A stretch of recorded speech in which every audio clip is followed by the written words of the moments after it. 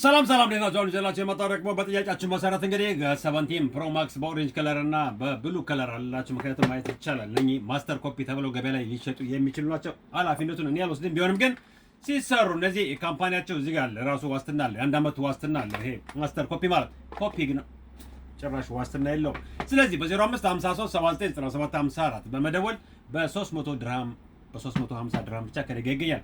ሌላው የኮፒ እና የማስተር ኮፒ ልዩነቱ ምንድነው?